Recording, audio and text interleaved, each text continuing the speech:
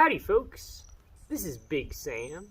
Welcome back to Dragoon Week, where we take a look at some really cool Mosin, specifically dragoon rifles. Now, we're going to be picking up today where we left off last time, which was where we were talking about dragoons and various other Mosins used during the Spanish Civil War, because a good amount of the dragoons that are available on the market, at least here in North America, were imported from Spain and, of course, used during the Spanish Civil War.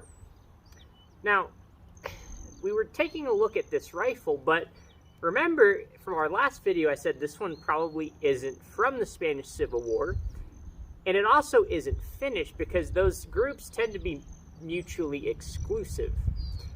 But generally we have, as I've stated before, it seems around 70% of the dragoons available in the market are Finnish, and somewhere around a third to a quarter of the dragoons are from the Spanish Civil War. But what about that other tiny little remainder? Well, it's neither of those things. It's sort of like a weird catch-all for all sorts of different weird possibilities, which appears to be what this one is. So that does beg the question then of who else used dragoons besides Finland and troops in the Spanish Civil War, and of course World War I, but generally the ones that were used in World War I either got put into one of those two groups. Okay, so what about the third group?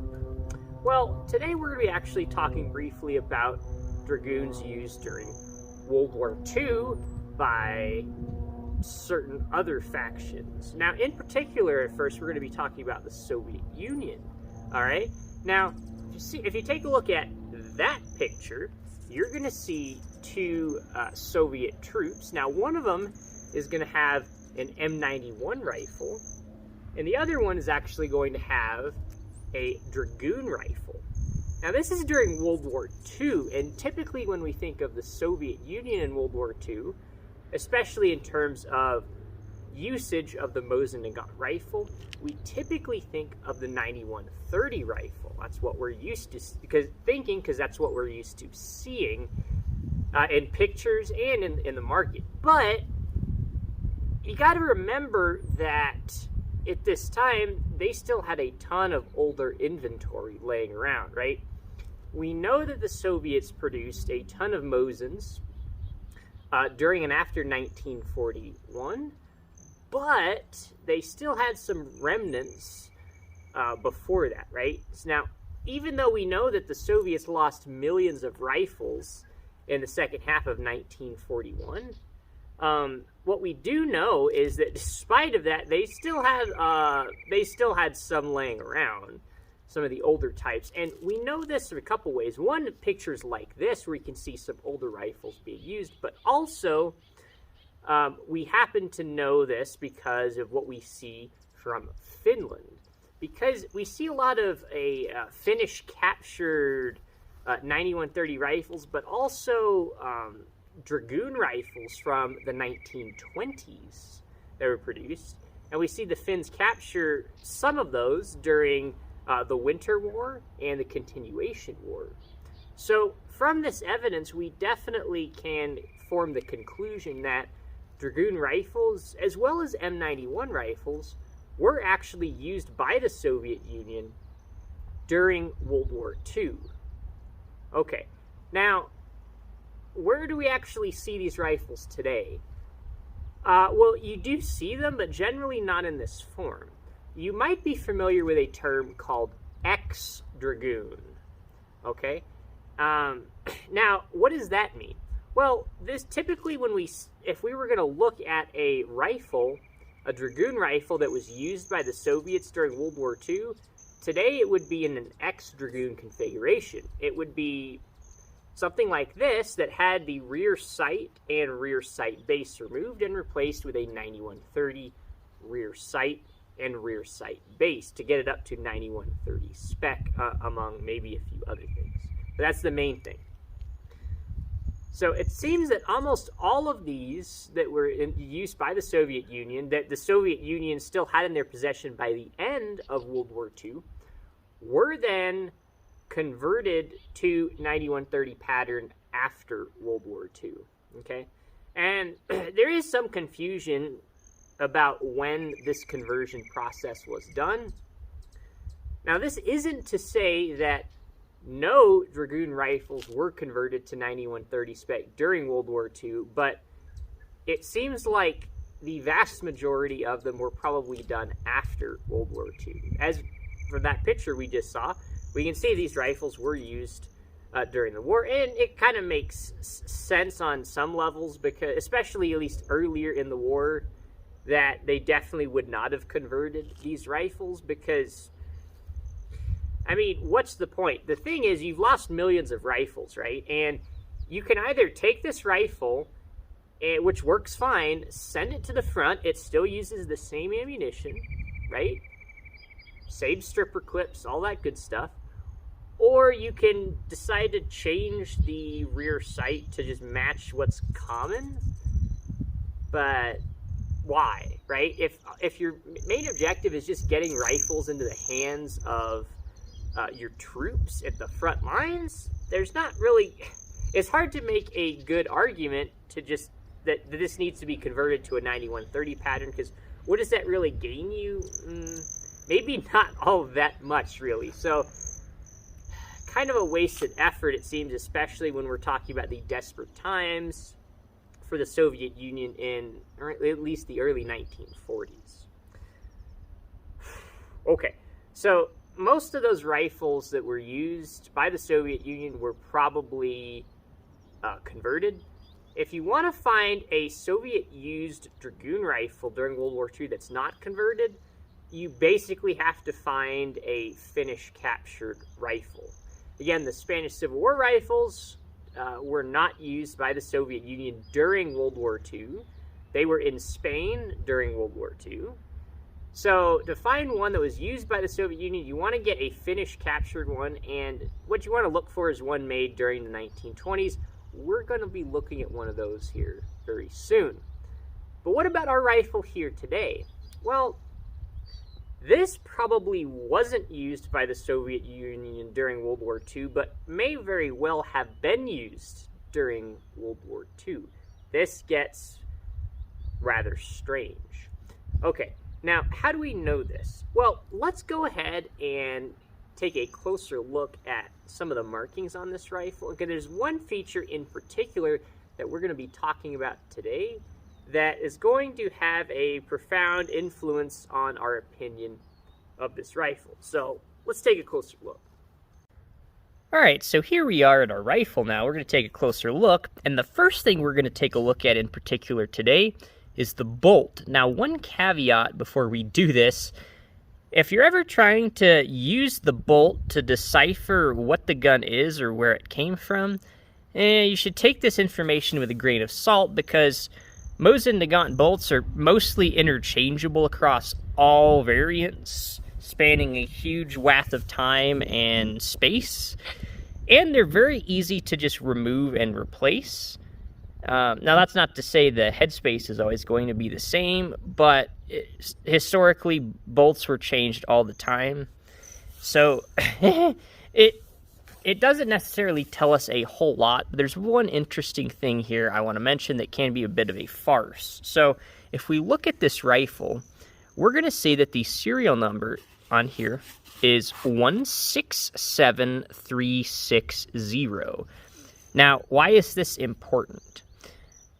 Okay, well, notice here that there are no prefixes. There's a lot of Mosins, you'll see 2-letter Cyrillic prefixes. And this was typically done during or after 1938. Okay, now they won't always have that. Now, some of the later guns that are what we call force matched, typically they'll only have like the last few digits of the serial number, and then they won't have the prefix. Okay, but this one has a very distinctive font that is not synonymous with something like a refurbished or a force matched bolt. This appears to actually be an original factory font from the 1930s. Okay, now this is interesting because if we see the bolt stem right here, this is our Type 2 bolt stem, which didn't really come around until 1936, probably around 1936. But we also don't have our prefix, so we know this has to be from before 1938 because we can tell that this is the original serial number. And then if I open the bolt, we can see that this has the Ijevsk triangle with the arrow in it. So it seems like this is an Ijevsk bolt made during 1936 or 1937, and those 2 years are important because if you remember from our last video, most Mosins made during 1936 or 1937, which of course were 9130 rifles, were actually sent to Spain as aid during the Spanish Civil War. So this bolt is almost certainly a Spanish Civil War bolt, but this bolt is probably not correct to this gun. This is where things get weird, because if you just looked at the bolt, you could easily say, oh, this is a Spanish Civil War gun, because remember, this is a dragoon rifle that we've already determined is not Finnish. And since we know that the majority of rifles that fit in that category are from the Spanish Civil War, it's very easy to look at this and think this rifle is from the Spanish Civil War. But why don't we think that? Well, that's a really good question. To answer that, we need to look at the rear sight. Now, we can see on this particular rifle, this guy is a World War I dragoon made by the Ijevsk factory in 1909, so this definitely saw use in World War I, probably by the Russian Empire. And we can see our Ijevsk bow and arrow there. We have our crest there and there. Pretty cool gun. And almost like all dragoons, there are no import markings on this rifle. Okay, now there's no Finnish markings on this rifle. We can see on the rear sight base, there are no Finnish markings there. And we do not have a Finnish style front sight as far as we can tell. So there's no evidence this rifle was used in Finland.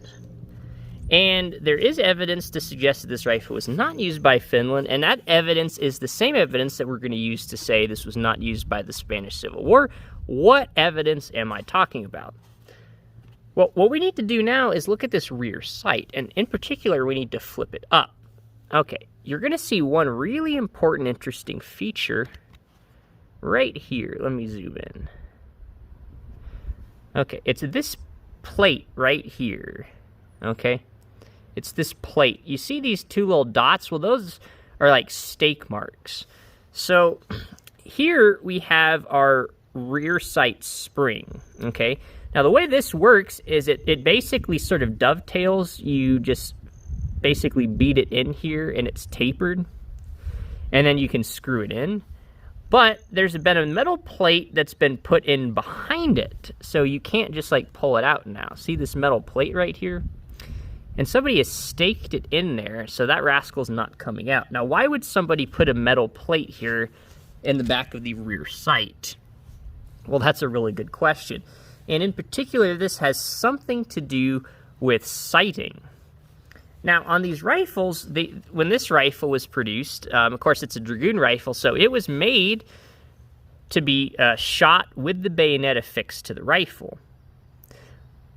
Now, whoever had this rifle obviously didn't like that very much. So it seems like one of the things they did to get around that was put these plates in here, which would potentially impact where your point of impact was. And okay, that's one theory. Another theory is just sighting distance. Maybe this was due to the standard lowest sight setting being at something like your 400 arshins, which would be here. So typically in World War I from the factory, that would have been your shortest sight setting. This would be, this isn't marked. Remember, we've already looked at some rifles like this. Originally, these guys weren't marked, probably pre-1909 is what it seems like from this guy, because these originally had that crazy handguard that wrapped around the back. And the sight graduations were on the handguard, so this guy just never had the sight graduations stamped on the rear sight base. So this is potentially one indicator that that wasn't done until post-1909. So that's kind of interesting. But I digress. We're looking here at this rear sight setting. This would have been 400 arshins, which is be like 280 meters, give or take, something like that. Okay, so if you wanted something a little better, like 100 or 200 meters, you might have had to put your sight back here, okay? In the back. Now, there's a couple problems with doing that. See, what I've done here is I put the slider all the way back.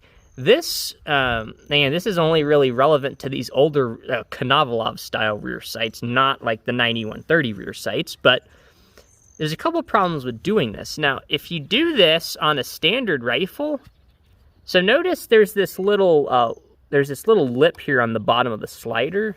You can see it just right there, and see where it's hitting. It's actually hitting that plate that was inserted. So that plate effectively raises this rear sight slightly. And the other thing is, notice, if we didn't have that plate in there, this rear sight slider would actually be hitting the barrel shank right here. And in particular on this rifle, if I lift this up, you can actually see there's a little bit of material missing right there. See that? Just a little bit. Now, some rifles with this older style Konovalov rear sight, sometimes you'll see a whole bit of the barrel shank right here just like filed away. And that has to do with the rear sight hitting it, and they wanted the rear sight slider all the way in the rearward position. And so a lot of times the only way you can do that is if you either have a plate in here or you drastically file on the front of the barrel shank. Really interesting stuff. But now this begs the question of who did this? Who put this metal plate in here? And this is a great question. So far, from what I've seen, I have not seen any evidence that Finnish rifles ever had this feature installed on them. What does that tell us? Well, if that hypothesis is correct, that no Finnish rifles ever had these, that tells us a couple things. Thing number one, all the rifles that Finland bought, none of them had these. Now, they procured a lot of interesting rifles in the 1920s and 1930s from all over Europe, and if none of them had these, that either tells us that this was used by one of those countries after they had bought these, or so that's one possibility. Or I mean, there's a lot of weird nuances when we get into this, right? But another thing is the Soviet Union. Did the Soviet Union use these? Probably not, because again, Finland captured a lot of the Soviet Union rifles during World War II, and we don't see any evidence of this. At least I have never seen any evidence of this Balkan Wedge, which is what this is actually called, which probably kind of gives this away, but on those rifles either. So the Soviet Union probably didn't do this. Now, this typically, as I just said, is called the Balkan Wedge, this little metal piece that's inserted here, which kind of tells us this was probably used by one of the Balkan nations, or multiple of them. Now, what I've seen, I don't know where this rifle came from, but I have seen one rifle that I know was at one point in Romanian inventory that had this feature. So, certainly Romania probably certainly had rifles that had this feature, but we don't necessarily know if they're the ones that added this feature, although it's quite possible. But it would be somebody like Romania, Bulgaria, or Serbia. Most likely, it would probably be Romania, though. If you look at other countries like Bulgaria and Serbia, they really liked a lot of other guns and other calibers besides Mosin's. But it could even be some smaller countries like Montenegro, who knows? But probably from the Balkan region. And this was probably done again after World War I, perhaps during even World War II. We don't quite know, but this is a really fascinating feature. And the other thing I want to mention here is that with this Balkan Wedge, I have never ever seen a rifle from the Spanish Civil War that had a Balkan Wedge. Okay, but that kind of makes sense because if these rifles were given to Spain from the Soviet Union, and we know based off of the rifles Finland captured for the Soviet Union that they didn't have Balkan wedges, that it kind of makes sense that the Spanish Civil War rifles, wouldn't have Balkan wedges either. Okay, so I hope y'all haven't gotten too confused. I know we've kind of have some information overload here. One other interesting thing I want to mention here, you might see these letters right here on this rear sight, KA3. Well, that's actually a Cossack marked rear sight, and we'll have to talk about that another day because, again, this is Dragoon Week, not Cossack Week. But maybe I've piqued your interest. But overall, this is a really just interesting, fascinating rifle. We really don't see many rifles like this. So, pretty cool, guys. Alright, so I hope y'all enjoyed taking a closer look at this rifle. It's certainly a really strange and really quite fascinating piece of history. This is a rifle that I just don't really see types of rifles like this very often, where we see something like a dragoon rifle with a Balkan wedge. That's a pretty strange combination. So, make of it what you'd like, but it's something we don't see that often, so I'm excited to bring it to y'all for Dragoon Week. Now, I mentioned earlier something about dragoon rifles made during the 1920s, and we're going to take a closer look at one of those in another video, and that's going to be a really nice segue into how we got from the dragoon to, of course, the 9130 rifle, sort of bridging the gap between World War I, World War II, and ultimately what we see now with our x-dragoons in the surplus market. So thank you guys for watching. I hope you enjoyed the video. Please consider subscribing if you like more Mosin Nagant content like this. Let me know if y'all have any prayer requests, and we'll see you next time.